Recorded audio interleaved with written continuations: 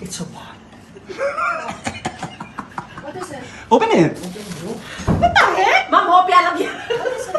Open it! It's a Rolex?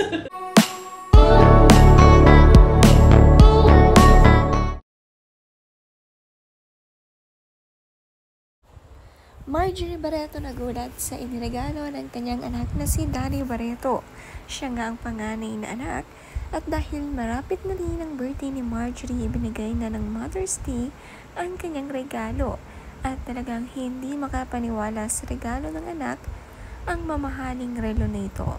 Priceless nga ang naging reaksyon ni Marjorie. Just a little bit happy. Wait. It's supposed to be my birthday and Mother's Day gift. What? Just so you're happy. I'd be happy with anything. What's that? It's the house key to Alabama. Oh my god, thank you. Wait, I think... It's a what? What is it? Open it! What the heck? Ma'am, hopya lang yan. Open it! It's a Rolex? Oh my god, they got me a watch. She Wow. That's so nice. Oh my god. Just a little happiness. This is, oh my god.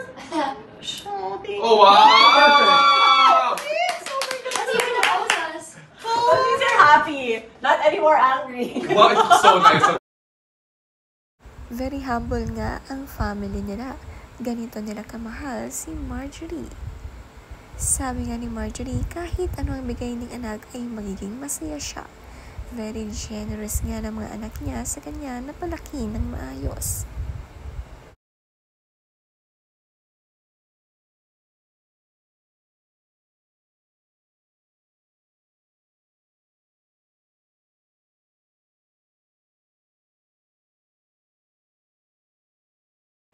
Sa Mother's Day, bonding nila dinalhan ng flowers ni Leon, ang ina, at mga kapatid. Enjoy ang bonding sa bahay ni Danny Barreto, lalo na't may maliit siyang anak na talagang nagpapasaya at naging sentro.